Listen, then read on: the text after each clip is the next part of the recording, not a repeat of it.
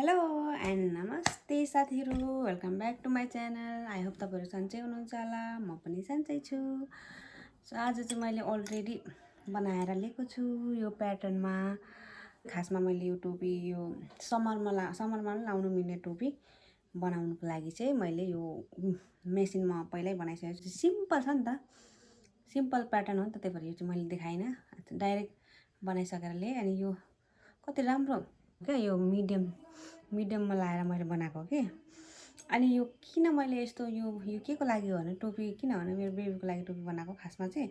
र यो किन भनौँ भने मलाई यो एक त मलाई यो बेबी पिङ्क कलर साह्रै मनपर्छ। अर्को त अब समर आयो नि त, अब आज भनौँ भोलि भनौँ समर आइहाल्छ होइन। अनि अब यस्तो विन्टरको टोपीहरू त समरमा लाउन सकिँदैन। अनि अर्को यो सानो भएछ मेरो बेबीलाई, लाई त दिन्छु म, तर निस्केको टाउकोबाट निस्केको छ नि त, यो अलिक सानै भएछ। अनि त्यही भएर मैले यो अलिक ठुलै पनि छ नि त होइन, अलिक ठुलै पनि छ। अनि त्यसपछि यो खासमा चाहिँ यसको टोपी चाहिँ मान्छे मेन बनाउने चाहिँ यसरी डबल गरेर बनाउँछ होइन, धेरै लामो गरेर।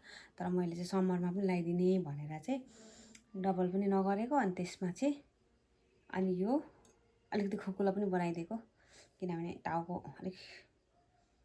टाउकोमा ठिकै हुन्छ बेबीहरूलाई, त्यस्तो टाइट पनि राम्रो हुँदैन नि। सो यहाँदेखि कसरी बनाउने भनेर चाहिँ म तपाईँलाई यसरी होइन, यसरी तान्ने धागोलाई यसरी मजाले,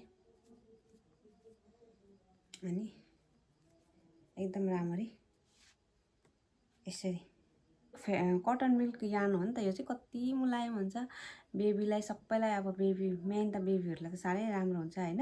अनि अरू हामीलाई पनि अब हातले बनाउँदा पनि राम्रै धागाको बनाऊँ, अनि मेसिनले बनाए पनि राम्रै धागो बनाऊँ भन्ने मेरो चाहिँ धारणा होइन। यसरी टाइट गरिदिनुहोस् होइन, धागा तानेर यसरी एकदम टाइट गरेर तान्ने। अनि यहाँ मिलाएर यसरी भित्र लाउनुपर्छ यहाँको टुप्पोहरू चाहिँ यसरी। अनि यसरी मिलाउने, अनि मिलाएर यहाँनिर सिलाइदिने। यहाँनिर यस्तो भएको छ होइन, अब यहाँनिर मजाले सिलाउने यार्नले, यसले म सिलाउँछु। सो यसरी सिलाउँदैछु साथीहरू म। यो सिलाउने त जसरी सिलाउँदा पनि हुन्छ, तर मैले खासमा यो आइडिया मात्रै सेयर गरेको तपाईँहरूलाई, के समरको लागि कस्तो खालको टोपी युज गर्न सकिन्छ भनेर। विन्टरमा यही टोपीलाई यसरी खासमा यस्तो गरेर अनि यसरी डबल गरेर यति लामो बनाएर डबल गरेर बनाइन्छ होइन। अनि समरमा चाहिँ यही फेरि यस्तो हावा पनि छिर्छ होइन। अब गर्मीमा घाम कस्तो हुन्छ त, घामदेखि बस्नु पनि पर्यो, त्यसकै लागि चाहिँ मैले यो सोचेर बनाएको जस्ट आइडिया है साथीहरू। यो चाहिँ आइडिया मात्रै सेयर गरेको मैले, खासमा ट्युटोरियल बनाएर तपाईँहरूलाई देखाउनु भन्दा पनि यस्तो पनि गर्न सकिन्छ है साथीहरू भनेर चाहिँ देखाउनु खोजेको है। हो साथीहरू, मैले कम्प्लिट गरेछु यहाँ उयो गरेँ, यहाँ सिलाएर कम्प्लिट गरेछु। अब भित्र यो धागालाई यसरी लुकाइदिनुपर्छ हल्का यसरी एकछिन है।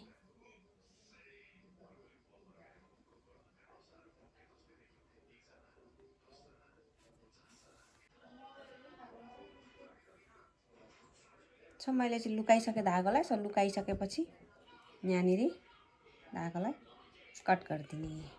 सो फिनिस भयो यो धागो।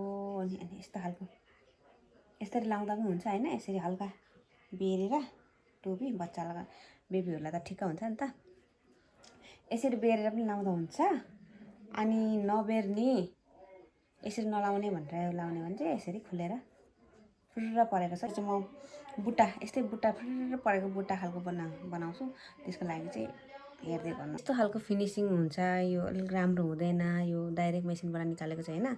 त्यसैले यसमा चाहिँ म धागो लाएर अलिकति फिनिसिङ राम्रो बनाउँछु यो केसको। सो यसमा चाहिँ मैले त्यसलाई अलिक फिनिसिङ राम्रो गर्नुको लागि सिङ्गल क्रोसी गर्दै वरिपरि लान्छु। सो सिङ्गल क्रोसी त तपाईँहरू सुरु गरेँ सिङ्गल क्रोसी गर्दै लाने हो। सिङ्गल क्रोसी प्लस यसो सिङ्गल क्रोसी गर्ने, अनि एउटा चेन तान्ने, अनि फेरि अर्को ठाउँमा अर्को घरमा गएर अर्को सिङ्गल क्रोसी गर्ने, अनि फेरि एउटा चेन तान्ने, फेरि अर्को सिङ्गल क्रोसी गर्दै यसरी राउन्ड घुमाएर फेरि यसरी त्यसै गर्दै गर्दै घुमाएर फेरि यहीँसम्म ल्याएर टुङ्गाउनेछु म। साथीहरू, मैले चाहिँ यो छेउछेउमा यसरी यस्तो खालको फिनिसिङ यसरी यस्तो सिङ्गल क्रोसी गरेर फिनिसिङ गरिसकेँ। यसमा म अलिकति फुर्र परेको बनाउनु पर्यो भनेको यतिको पनि फुर्र खालको देखिरहेको छु। सो ठिकै देखिरहेको छ, त्यही भएर मैले यति नै गरेँ साथीहरू होइन। यो चाहिँ अलिक ठुलै हुन्छ मेरो बेबीको टाउकोमा, र भए पनि अब समरको हो नि त, हेड जस्तो हुन्छ नि त समरमा, मलाई नै हुन्छ झन्डै। अनि यसरी लाउनु पनि मिल्छ बेबीलाई, यसरी लाउँदा पनि हुन्छ अनि यसरी लाउँदा पनि हुन्छ, सिधै यसरी लाउँदा पनि हुन्छ। टूदेखि 6 मन्थको बेबीसम्मलाई हुन्छ होला हौ, कि 1 इयरसम्म पनि हुन्छ होला हौ। 1 इयरसम्मलाई पनि हुन्छ। यो कत्रो चाहिँ टाउको हुन्छ र बेबीहरूको, तर कस्तो वाइड देखिएको छ भिडियोमा। केही छैन साथीहरू, यो राति भएर जहिले रातिको सायद पर्छ नि त हौ मेरो, यस्तै हुन्छ साथीहरू। म दिउँसो कहिले बेबीको टाउको फोटोसुट खिचेर, तर कस्तो वाइड देखिएको छ भिडियोमा। केही छैन साथीहरू, यो राति भएर जहिले रातिको सायद पर्छ नि त हौ मेरो, यस्तै हुन्छ साथीहरू। सानो प्रोजेक्ट यस्तो खालको हेड, यो चाहिँ समरको लागि। त्यस्तो यो पातुलो पनि छैन है, तर ए राम्रै छ हौ। यो मेसिनले प्याटर्न चाहिँ साह्रै राम्रो खालको उयो गर्दछ है। नाइटिङ सेम टु सेम नाइटिङ गरे जस्तै छ नि त है साथीहरू। कस्तो राम्रो छ, वाउ कति मुलायम छ यो धागो साथीहरू। सो आजलाई यति नै भन्दै यो भिडियोबाट बिदाई लिन चाहन्छु। बाई बाई साथीहरू, good night, have a sweet dream, love you all, bye by.